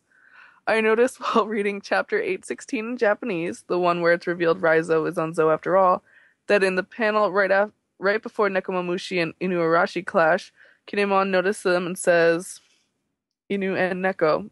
And that was such an oh shit moment for me, because normally that would have been written as something in Japanese. With the kanji I kind of wish characters, Stephen the was dog still and here. Yeah, do you want to take that over, Aaron? Because I can't understand that. Well, he says that Kinemon notices them and says Inu to Neko, so like dog and cat, but written in katakana instead of the kanji.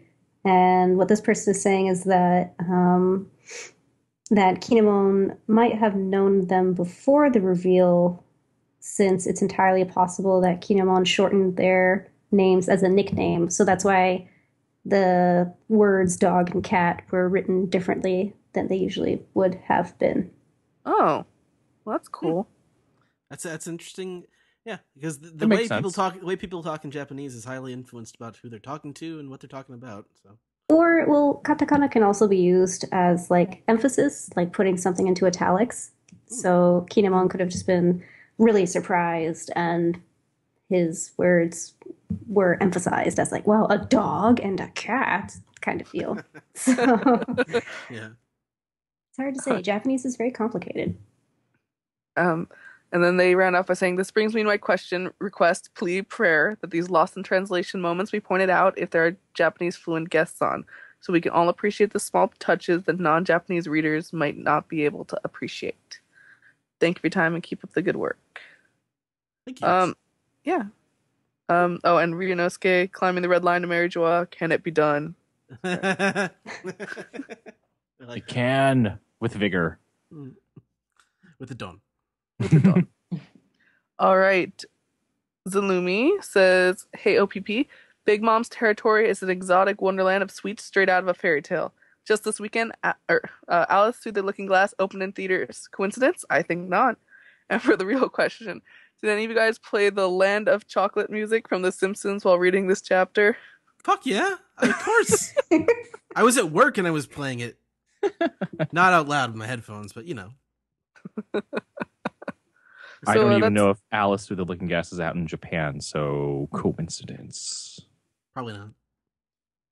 Yeah, it's probably coincidence that the movie came out recently, but I highly suspect that that's some kind of the books are an influence on Oda for this. So actually, probably is a coincidence. All right, Millard Fillmore, 13, my favorite president. In this chapter, we see some singing trees with Big Mom.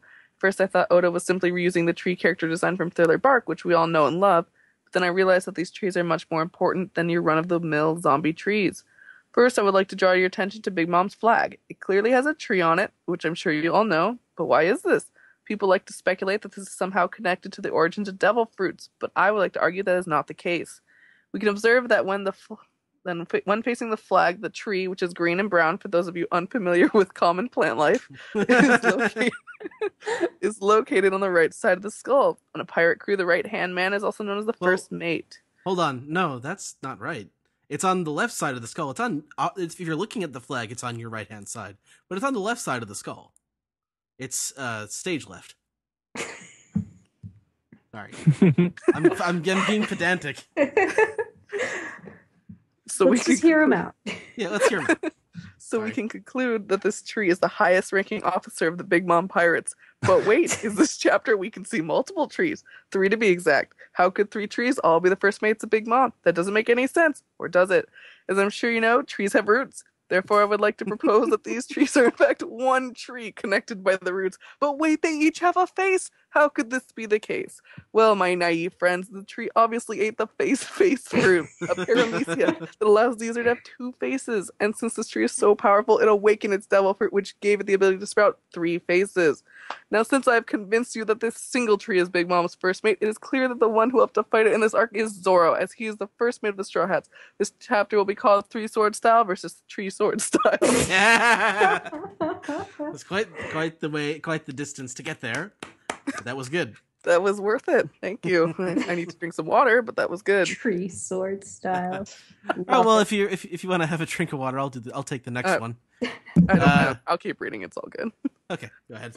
All right, and next one is we need to offer him more. Asking in the interview of Kappe Yamaguchi on the OPP website, he says, in previous movies and in the anime, each member of the Straw Hats would typically take on each member of the opponent's team until Luffy faced the final boss. Things will be different this time around. I think the tactful team battle should be satisfying to watch. Is it confirmation to an Oz Fight 2.0? So just for context, he's talking about One Piece Film Gold here. Yeah. So, yeah, I think that's actually really exciting. I think that with the interview with Kazuki Yao, he also mentions that Frankie and Luffy will be teaming up in this movie. So oh my God. It looks like it's going to be a lot of team battles, maybe sort of similar to movie 6, as opposed to people fighting one-on-one.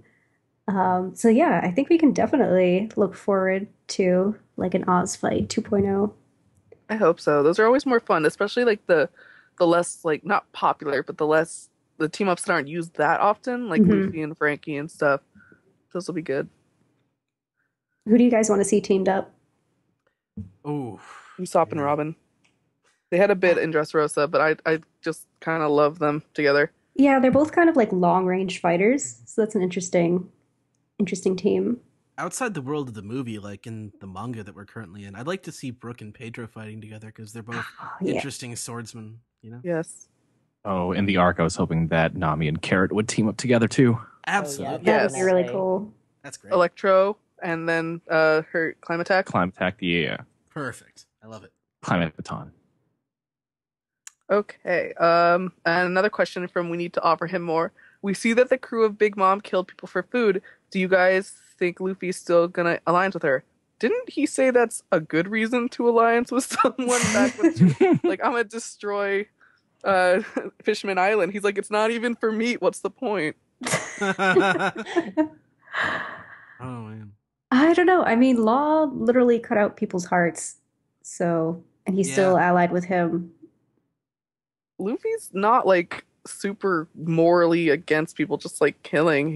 He knows they're pirates. Unless they hurt people he cares about, it doesn't really matter that much. Mm-hmm. And I don't know if Luffy's relationship with Big Mom can really be called an alliance in the end. I really don't think that they're going to have a fight, but I don't think they will be allies.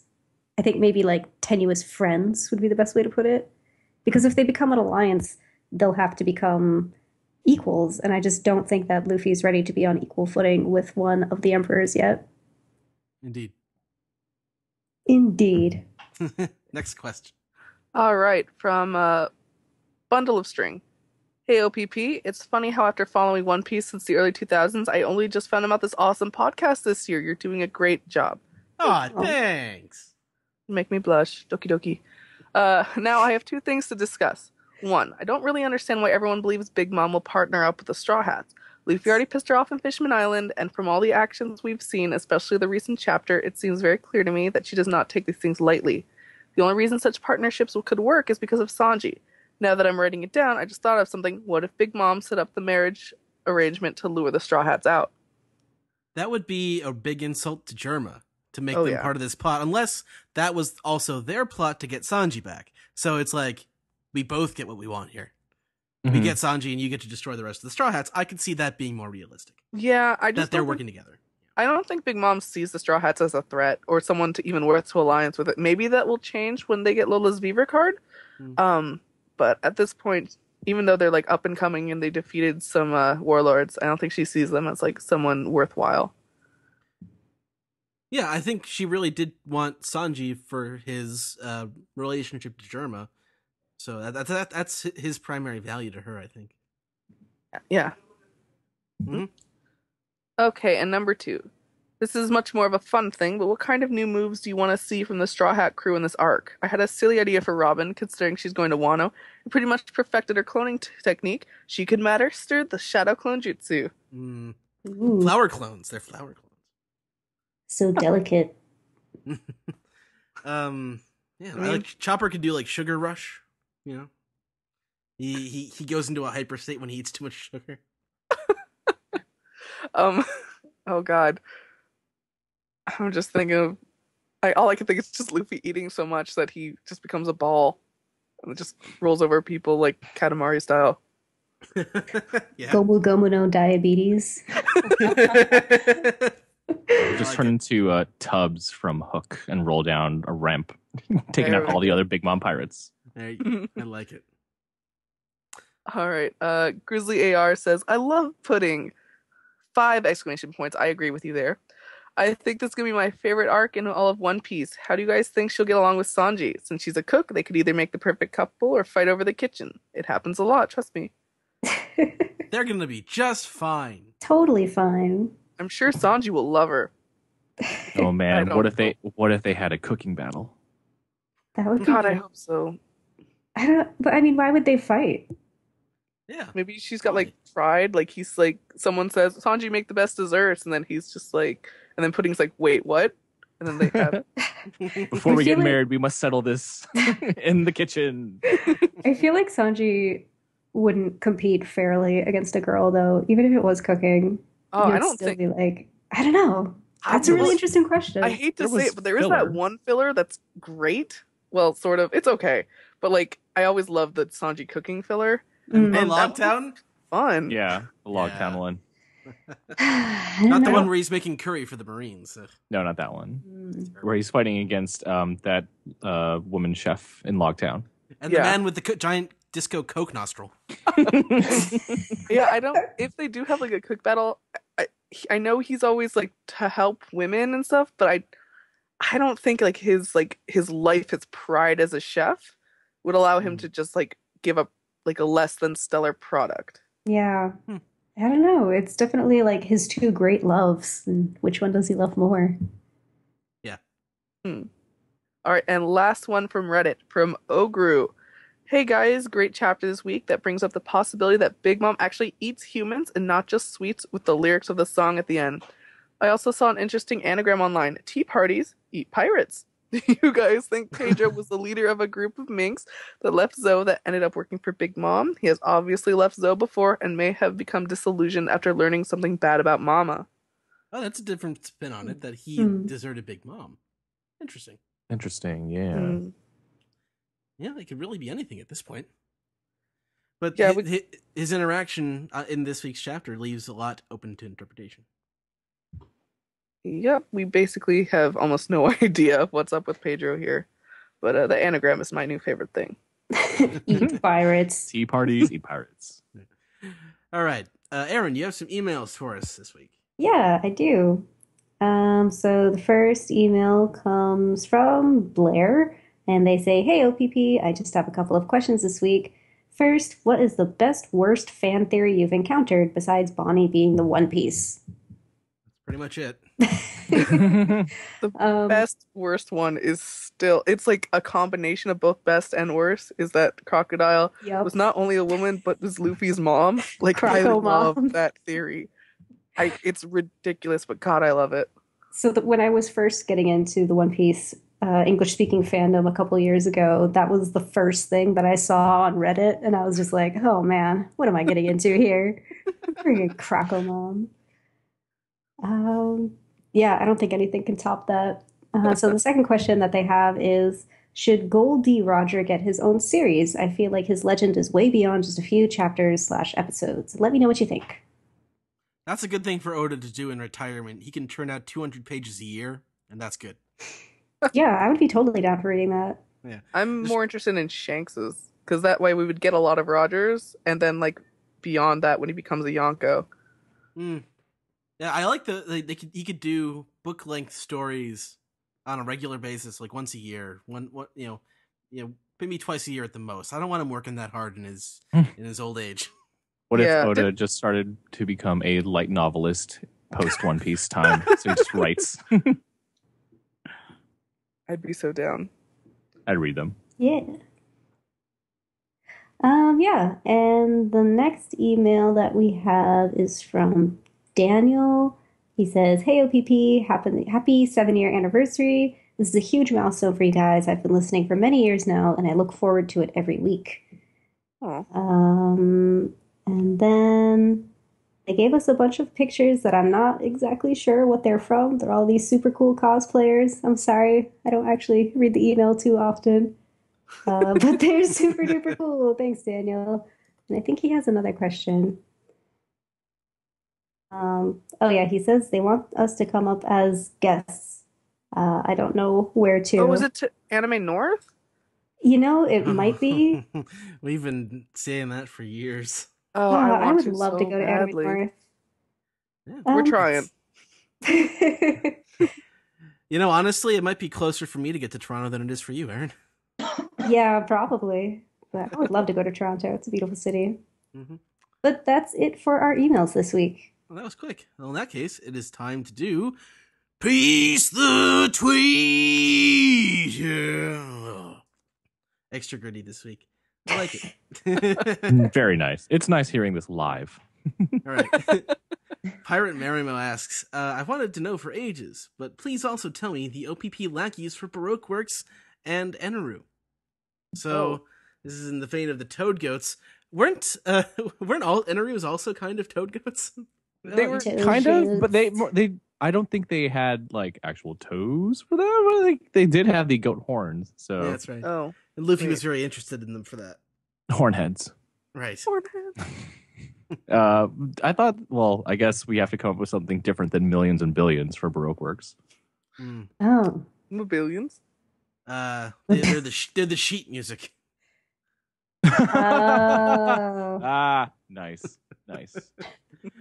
Does anyone have one for Enerus? What, his goats? His skater goats? The acolyte. The skater goat. Skater goats, I love it. What is it with Oda and goats? Goats are awesome. Have you ever actually touched a goat? No? Wait, Yes. You've never touched a goat? Yeah, I have. Ever do a petting zoo?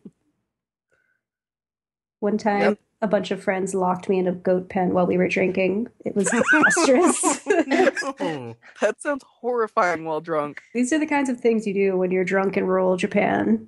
Oh, I thought you said rural Japan, and I was like, Aaron, what did you get up to when you were over there? Clearly drinking with goats. All right, next one comes from Stoked Shores, who asks, did anyone else notice the lady with the long neck in the background when Peckham's is explaining Tauntland? Long neck tribe? Yeah. That's what we think in the manga recap. So I like that Long her neck hair tribe. is very long, too. Unless, surprise, it's a giraffe mink. I mean, also, I'd be down. Do you think that Kaku would totally want to date her? No, we know from Chopper that you're still attracted to the original species. Well, I mean, I'm attracted to Pedro, so... There's more options in this world. All right, One Rock 7 asks, after watching Roger's Base live reaction, if the OPP crew were to be cast in a musical, what would it be called and be about? God. Wow. I don't know. That's a good question. I mean, we are a merry band of misfits. Have there been pirate musicals around besides, I guess, the songs in Peter Pan? Like Pirates of Penzance. I was just going to say. There you go. One of the ones about duty. They're all about duty. I'm So actually... you have the pirates who don't do anything. I don't It's not know a much. musical. But... I don't know much about I don't know that much about musicals. Me neither. And I guess it wouldn't even be about pirates. It would be about like podcasting. So we get to talk about microphones and audio gear. Hooray! What's that song in Avenue Q? The internet is for porn? Not what I was thinking of. Sucks to be me. Yeah. Yeah. All right. Well, maybe try that question again with a different crew. We'll see if anyone else knows musicals better. Malicious Hat asks, "What kind of dessert would you want pudding to make for you?" She specializes Chocolate in chocolate, pudding. so I don't know. I love tiramisu. That's my favorite dessert. I want an animated chocolate dog. So you can eat like a dog, like a living A chocolate living dog. dog? Just like I want to reenact the scene from The Simpsons. I thought you were gonna get like a chocolate dachshund, and then you can put it in a bun and have like a chocolate hot dog, or it would be like a chocolate croissant or something like that instead. I think on The Simpsons it was a Yorkie. Yeah, you just took a bite out of like the top half Right of his back. Yeah. Yep. Oh man, good times. I imagine we've already heard that music several times this episode. Yes. Well, we should because I'm editing it. 91 Ryan asks, "How long would it take Hancock? I think he means Hancock to appear at the wedding when she hears about Sanji's sister going mouth to mouth on Luffy." Immediately. Yes, but I think we're keeping that a secret though. Is she like a Jedi and she feels a disturbance in the Force? That'd be great if we just got The like hurricane in of the love anime. just comes in. I can't wait for someone to like explain it to Sanji. Just be like, "Oh yeah, that's your sister," or like if she shows up at the wedding, "Oh, isn't that the chick who made out with Luffy?" That's all I want. Just wait for Luffy's harem to show up. All right, next question. Well, it's not so much of a question, but Sanji _Vinsmoke writes in to say that he has the same birthday as the podcast. So happy birthday, man! Oh, He's written in some piece together before. Next one comes from its_aura. "Guys, Nami and Big Mom have a tattoo on their shoulder. Do you think they could be related?" It's her real mom. No. Oh shit! Well, I should say real mom, birth mom. Wait, Right. so wouldn't that mean if Sanji married Pudding, Nami would be his sister-in-law? You know Sanji would have a sister complex. See, I'm actually like legit concerned about that with Oh, Oda. yeah, I'm so worried. I'm concerned. I'm like, Oda, don't do this to me. Don't destroy Sanji. Yeah, please don't put even like a hint of it. Don't put him like, "Ooh, Yeah. Yeah. All right, next one from Daniel Venner. ooh, she got hot," or "Who is that?" Daniel Venard asks, "Anime North went well this year for One Piece turnout, and he sent us a picture of his girlfriend and him cosplaying a gender-bent Mihawk and Boa Hancock, which is actually pretty awesome." Damn. They are a very good-looking couple, and it's really awesome cosplay. Mm-hmm. Hell yeah. Indeed. And Ruina asks, that's our very own Allison, "Everyone, please sing the song from the last few pages of this week's chapter. But best voices now. Be creative. Go nuts." I think we did. I think me and Steven really knocked that out of the park there. You guys did, totally. Another question. Actually, all these last two questions are from other members of our podcast. Our very own Chow asks, "Which One Piece character would you like to hear singing?" I don't know. I'm one of those people. I get like secondhand embarrassment when I hear character songs. I just They haven't really been my favorite thing ever. like, especially hearing Zoro's voice actor sing. Like, he's got a great, great speaking voice, not a great singing voice, and I just feel so like weird listening to it. I like Frankie's singing when he's strumming his guitar, and I mean, Brooks goes obvious. Oh yeah, definitely. Kape singing is great. It's just doing an Usopp's intonation is a little rough. Oh, I love it. I love it. And it was actually when we met him at Animazement, I want to say in 2011. Mm-hmm. He and that was the thing with the singing the Soga King song was like, I've been in so many anime, and this is all anyone wants me to do this weekend. I've sung it like 5 times. I would have asked him to sing the ballad of Ranma and Akane because that's just my thing. Sings that. It's the cheesiest thing ever in Ranma Half, and that's saying something because Ranma Half is already absurdly cheesy. All right, Chow also asked, what is your favorite One Piece song? Any song. Opening, ending, insert song, character theme, Japanese. Luffy's Island song. Oh my god. Yep. Yeah, Hands down. from Skypiea, yeah. That was my ringtone for a long time, actually. that was my girlfriend's ringtone for a long time too. She might still have it as like one or two rando contacts for all I know. Outside of the openings and endings, I really dug the Mr. Children ending theme from Strong World. It was called Carnival. yeah. Fanfare. Oh, that was great. Fanfare. That's a great song. Nice. Anyone else? Yeah, it's such a shame Funny couldn't get the rights for that for the DVD release because it was fantastic. Apparently, they're like the dad rock kings of Japan. So Dad rock. that's what Greg described it as. My favorite is the Avril Lavigne ending. The Avril Lavigne cover of Photograph by No, it was Nickelback. her husband's song. Oh, This Jesus. doesn't make it better. Yes, she's married to Chad Kroeger from Nickelback. Amazing. Having previously been married to the dude from Sum 41 because they're both fucking Canadian. Wait And a all second. Canadians marry each Wait, other. Nickelback is also Canadian. Canadian, yeah. Wow. They're just aiming for a bunch of Juno Awards, I think. One Canadian Piece is content. definitely Canadian. Get their CanCon down. Canadian content. And finally, William asks, in which Disney movie could you imagine each of the Straw Hats playing a role? Like Frankie as the genie in Aladdin. That's a good one. Brooke, Nightmare Before Christmas is obvious. Clearly, Usopp belongs in Pinocchio. Usopp might be Geppetto and makes Pinocchio after him. Actually, Big Mom probably belongs in Beauty and the Beast. Oh, I was Yeah, going to say definitely. Robin as Belle in Beauty and the Beast because she loves books. There you go. That's those books. But only And if Frankie Chopper could as be the Beast, except not getting married at the end. I've seen that. I don't want to see it again. Oh, man. Luffy, though. What about Zorro? Are there any, like, swordsmen in Disney? Sword in the Stone. Mulan. Oh, yeah. That would be awesome. But who would get to be Mulan? Actually, Zorro. I think Tashigi as Mulan. I think Chopper could be one of Pocahontas' little friends. Oh, like a little raccoon? Yeah, like with the Miko and Flit. Oh. Yeah. Who would Luffy But- be? I'm trying to. That is a good question. I'm trying to think of that. I was like, we can't leave without Luffy, at least. Luffy would be like Abu from Aladdin. Yeah, actually, no. You know who else would be in Aladdin? Crocodile. He'd be the desert.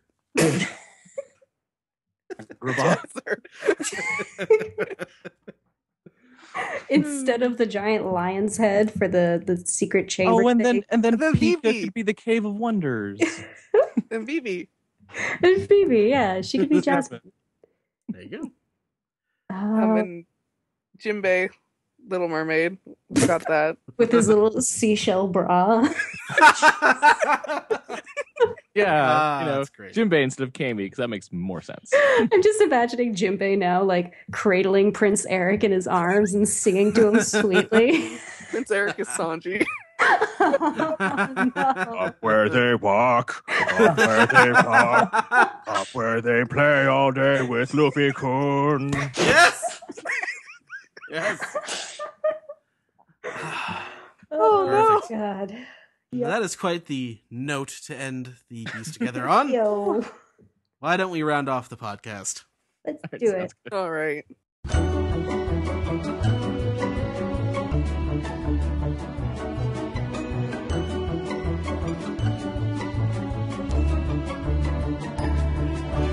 This has been the One Piece Podcast, episode 421 for the week of Monday, May 30th, 2016. Great episode this week, guys. Yeah. We had a manga recap, anime recap, and a bunch of good Piece Together. But, Aaron, do you want to mention the Patreon before we round off the show this week? Yeah, so we just revamped our Patreon now. You can find it at patreon.com/OnePiecePodcast. We have a bunch of really cool new tiers and really cool new perks. We've got t-shirts and mugs.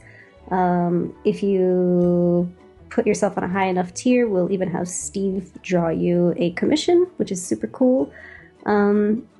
Most importantly, our older episodes from seasons 2 through 7, I believe, are available now if you pledge $3 a month. Or you could even pledge $1, like whatever floats your boat, man. We love you for it. So yeah, check us out, patreon.com/OnePiecePodcast. Right on. And big thanks to Steven, who had to run out to go to a barbecue, but we wanted to mention him here on the roundoff. You can contact him at Translatosaurus on Twitter, and you can read his work in Weekly Shonen Jump every week. Please subscribe to that. And, Jill, how can the good people out there contact you? You can contact me on Twitter, Tumblr, Skype, and most media at PiratessUnluck. And I also monthly write an editorial for the OnePiecePodcast.com the second Wednesday of every month, so I should have one coming up pretty soon. And is this going to be that article you were mentioning on Twitter about writing about food? Yeah. I mean, there's very little I love as much as both food and One Piece, so I'm probably going to end up putting one about food in One Piece, so be excited for that. Hopefully it'll come out well. George R.R. Martin is waiting with bated breath. I don't know if you've ever read some of his descriptions of food from the Game of Thrones series, but you can see why those books are so long. Yep. It's like 70 pages of the feasts and then 4 paragraphs of plot. Amazing. All right. And Kelly, how can the people out on the internet contact you? You can find me on Twitter at Karuri, and also a weekly merchandise report on the site. Right on. And Dennis, how can the people out there contact you? Well, you can find me on Twitter at Ichnob, ICHNOB. I also have a cosplay thing, which is a Twitter SK Cosplay, and a podcast I do called Vintage Anime Club, but that's on Twitter at Vintage Anime Pod, because one letter too long. Just watch old anime and drink wine while we talk about it. Nice. And Aaron, how can the people out there contact you? Yeah, you can find me mostly on Twitter, also on Instagram and Tumblr at Amazing Bedhead. I'm also on ask.fm if you want to ask me random questions. Yeah, I also occasionally write an editorial on the One Piece podcast website. It's called Parrot Couture. We talk about clothes, and I feel like we're going to have a lot to talk about soon with the Zoark and Whole Cake Island. Me and Jill and Allison do that. It's really cool. But you should come follow me. Yeah.